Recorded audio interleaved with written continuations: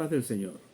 En nuestro estudio anterior estuvimos viendo cómo el Señor hizo sus primeros 5 discípulos. Hubo 4 llamamientos y estos 4 llamamientos nos ilustran sobre aspectos básicos del discipulado. Por ejemplo, cuando Andrés fue llamado, él buscaba saber dónde moraba el Señor, lo cual indica que quería intimidad con el Señor. Quería un conocimiento íntimo, un conocimiento más profundo. Luego, cuando conoció a Simón, le dijo, tú eres Simón y tú serás Pedro. Esto está indicando transformación. Todo discípulo de Cristo es transformado de algo a otra cosa. El tercer llamamiento fue el de Felipe. El Señor le dijo, sígueme.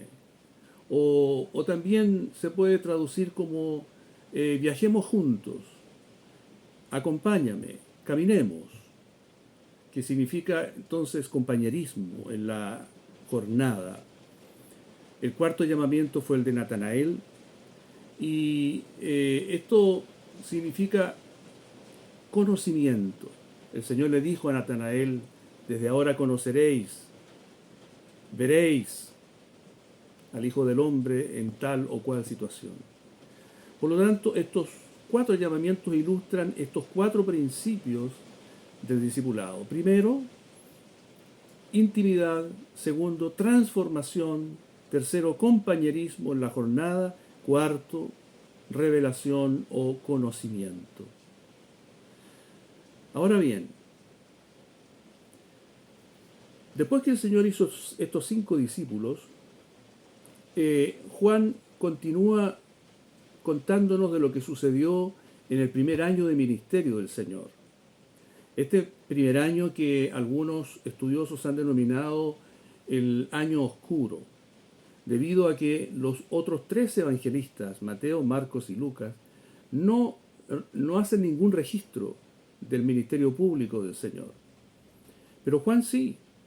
Y es interesante que Juan, del capítulo 1 al capítulo 5, registra 6 eventos tremendamente trascendentes que tienen mucho que ver con el discipulado. Los 2 primeros son acciones en los cuales el Señor revela un aspecto importante de su ministerio y de su vida. Los otros 4 son encuentros que el Señor tiene con distintas personas y de cada uno de esos encuentros nosotros podemos obtener alguna enseñanza importante. Veamos primero los 2 hechos registrados. En el capítulo 2 de Juan está las bodas de Caná y un poco más adelante está la purificación del templo. No voy a contar la historia, ustedes la conocen. Sin embargo, voy a rescatar un hecho en cada uno de estos episodios que tiene una capital importancia para el discipulado. Cuando la madre del Señor se percata que faltaba vino en la boda, le dice a su hijo, y el Señor le contesta, ¿qué tienes conmigo, mujer? Aún no ha venido mi hora. Esa expresión, aún no ha venido mi hora, la palabra hora exactamente, podemos reemplazarla por cruz. Aún no ha llegado mi cruz, no ha llegado el tiempo en que yo tenga que morir. Imagínense ustedes, el ambiente es de fiesta, hay jolgorio, el Señor contribuye a ese jolgorio porque convierte el agua en vino, sin embargo en su mente y en su corazón está la sombra de la cruz. Este es el primer episodio, un episodio de corte privado, sin embargo está con algunos de sus discípulos y el hecho trasciende. Pero esta frase es la que quisiera rescatar. Aún no ha venido mi hora. el Señor tiene la mirada puesta en la cruz. Pasemos rápidamente al segundo episodio, la purificación del templo. Una vez que el Señor Jesús hubo limpiado el templo, los discípulos se acercan y le dicen: ¿qué señal nos muestra ya que haces esto? Ellos querían una señal. En realidad, en el Evangelio de Juan encontramos que ellos siempre pidieron señales, siempre buscaron señales, pidieron al Señor que les mostrara señales. Y esta es la primera vez. Y noten ustedes la respuesta del Señor: destruid este templo y en 3 días lo levantaré. Y más abajo Juan aclara: mas él hablaba del templo de su cuerpo. Destruid este templo y en 3 días lo levantaré. ¿Qué es eso? Eso es la cruz de nuevo y la resurrección. De nuevo el Señor entonces está mostrando que su mira, su meta, es su muerte y su resurrección. Cuando Juan, bastante avanzado su evangelio, cierra el ministerio público del Señor, dice estas palabras con tristeza: a pesar de que había hecho tantas señales delante de ellos, no creían en él. Qué lamentable. Ellos no creían, buscaban cosas visibles. Llegó un momento en que el Señor se cansó de todo eso y les dijo: la generación mala y adúltera demanda señal, pero señal no les será dada, sino la señal del profeta Jonás. ¿Y cuál es la señal del profeta Jonás? Es esta misma: destruid este templo y en 3 días lo levantaré. Jonás estuvo 3 días en el vientre del gran pez, en lo profundo del mar, y al 3er día salió. De tal manera que ustedes pueden ver, desde las bodas de Caná, pasando por la purificación del templo y a través de todo su ministerio, vemos al Señor bajo la sombra de la cruz. Jesús vivió toda su vida bajo el signo de la cruz. Y esto es algo que marca su ministerio y que también marca el ministerio de todo discípulo. Él vivió en el espíritu de la cruz. Él vivió mirando hacia la cruz. La cruz, de esta manera, es el principio rector, es la columna vertebral de la vida cristiana y de todo discipulado cristiano. En otro momento dijo: si el grano de trigo no cae en tierra y muere, queda solo, pero si muere, lleva mucho fruto. Muerte y resurrección. Hay fruto cuando hay muerte, no hay cosecha sin cruz. Ahora, ¿cuánto de esto está dispuesto a aceptar un discípulo?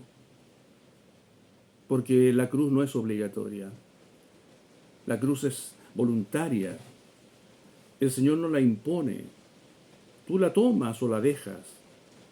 Y también hay grados de cuánto tú puedes aceptar la cruz, o quieres aceptar, o eres capaz de aceptarla. Tuya es la voluntad, si es que vas a poner tus manos para que sean taladradas, si vas a poner tu cerviz para que el Señor ponga su yugo, o si vas a poner tu oreja junto al poste para que otro, el amo, la horade con una lesna. El principio de la cruz, el principio rector, que ya lo tenemos en Juan, en la primera señal, el primer milagro que él hizo. Bien, ahora pasamos al encuentro que el Señor Jesús tuvo con 4 personajes representativos. Estos 4 personajes, Nicodemo, la mujer samaritana, el noble o oficial del rey y el paralítico de Betesda, de alguna manera en su diversidad representan toda la raza humana, todo el conglomerado de hombres y mujeres que hay sobre la tierra. Un hombre religioso, un hombre que tiene todo el conocimiento, un hombre que es un admirado, un dignatario, aparece 3 veces en el Evangelio de Juan, vino Jesús de noche, pero no es motivo para menospreciarlo. Era un hombre bueno, era un hombre honesto. Aparece más adelante en Juan defendiendo al Señor delante de sus colegas del Sanedrín. Aparece al final llevando una mezcla de mirra y aloe para ungir su cuerpo cuando ya, después que fue crucificado. Nicodemo era un buen hombre. Cuando él llega al Señor, el Señor lo recibe con una frase, sin embargo, lapidaria. Le dice, el que no naciere de nuevo no puede ver el reino de Dios. Y eso va precedido por de cierto os digo. Esa frase, esa doble formulación que el Señor solía hacer cuando iba a hablar algo relevante.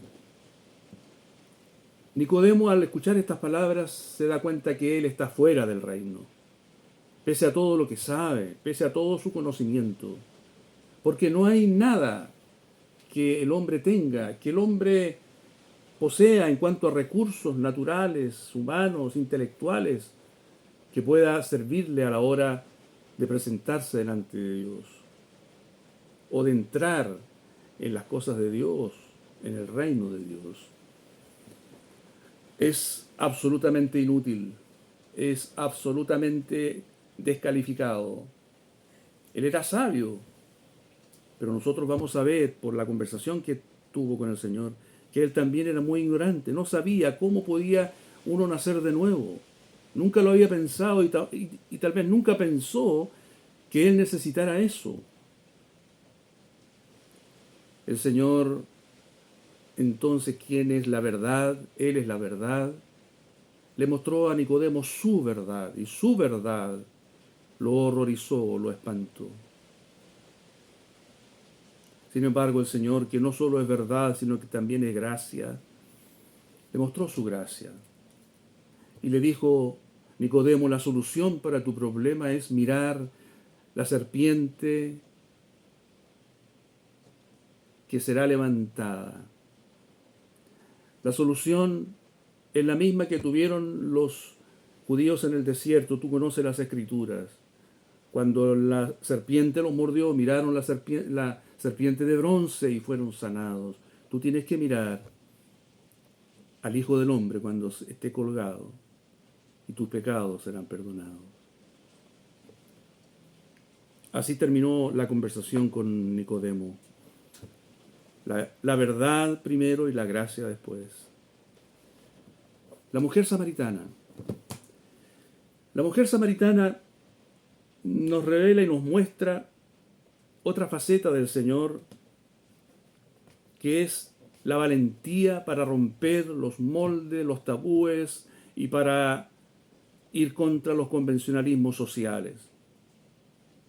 ¿Cuánto tuvo que hacer él para llegar al pozo de Jacob y encontrarse con esta mujer? Romper el prejuicio judío de no meterse en Samaria, porque Samaria era una tierra gentil, híbrida, mejor dicho, entre gentil y judío, despreciada por los judíos. Más encima una mujer de dudosa moralidad, a una hora en que otras mujeres no se atrevían a ir al pozo. El Señor saltó esa valla, habló con la mujer, le ofreció agua viva, le habló acerca de la verdadera adoración, le reveló quién era el Cristo, cosa inaudita. Cuando llegaron los discípulos lo vieron conversando con una mujer y se escandalizaron de él, pero él no se escandalizó de la mujer. Ni siquiera cuando conoció su promiscuidad. 5 maridos había tenido y el que ahora tenía no era su marido. La mujer desfavorecida, cuestionada, es salvada. Ese día encuentra a su Mesías y va a la ciudad y habla a los hombres y vienen y hay un alborozo y ellos creen, no solo por la palabra de ella, sino porque ellos mismos escuchan al Mesías. Ahora veamos la contraposición entre esta mujer y Nicodemo. Son los dos extremos. Nicodemo, el hiperreligioso, la mujer, una mujer desprovista de una moral que pudiera exhibir. Dos extremos sociales y dos extremos de moralidad. Sin embargo, el Señor llegó a los dos. Qué bendito es nuestro Maestro. Qué ejemplos para todo discípulo. Veamos ahora el tercer caso. Este hombre que era oficial del rey, de un rey impío, tenía a su hijo enfermo, a punto de morir. Él tuvo que bajar, tuvo que descender de su posición social. Era un hombre importante y va donde Jesús a rogarle que por favor vaya a sanar a su hijo. El Señor no va, simplemente le dice: ve, tu hijo vive. Y el hombre se fue con las manos vacías, pero con el corazón creyendo. Y el Señor no defraudó esa fe. Cuando llegó a su casa, el hijo estaba sano. Y había sanado a la misma hora que el Señor se lo había dicho. Este hombre, un hombre rico seguramente, alcanza la salvación y la gracia de Dios. A veces se dice erróneamente que el Señor vino a los pobres, pero Él no rechazó a los ricos. El Señor es misericordioso para con todo aquel que clama. Luego tenemos el caso del paralítico de Betesda. 38 años tendido en ese estanque donde yacían mucha clase de enfermos. El Señor, con una sublime ternura, Él se acerca y le dice: ¿quieres ser sano? El Señor sabía su necesidad. Y ese querer del hombre fue transformado en salud, vigor para sus huesos. Y sale alborozado, feliz. Sin embargo, surge el problema. Los religiosos lo observan. Ellos no se alegran con que el paralítico haya sido sanado. Ellos solo ven que el Señor Jesús ha profanado el sábado. Y eso les molesta. Y eso les incomoda. Y en ese momento ellos deciden que debía morir. Era solamente el primer año de su ministerio y ya tenía sentencia de muerte. Veamos en conjunto estos 4 casos. Contrastes de todo tipo. Hombres, mujeres, niños que han sido favorecidos por su gracia. Noten ustedes, el Señor se acerca a los dos más necesitados, a los dos más desposeídos, a la mujer y al paralítico. Él se acerca. En cambio, los otros dos se acercan a Él. ¿No conocerá el Señor la timidez, la humildad, los complejos profundos de aquel que es pobre, que ha sido toda la vida menospreciado, marginado socialmente? Podemos ver a nuestro Maestro, maravilloso, perdonador, gentil, valiente. Cómo nos conmueve verlo en estas facetas, a cada uno atendiéndolo según su necesidad, poniéndose en el lugar de cada uno. Extrapolemos un poco, si estos 4 vivieran en nuestros días, vivirían en sectores sociales distintos, en sectores de nuestra ciudad distintos, asistirían, si es que son religiosos, a iglesias distintas. Nosotros no podríamos conocerlos a todos, atenderlos a todos, porque estamos enclaustrados en nuestro pequeño reducto. Sin embargo, el Señor traspasó todas las barreras, todas las vallas. Hay diferencias sociales, culturales, raciales para el Señor.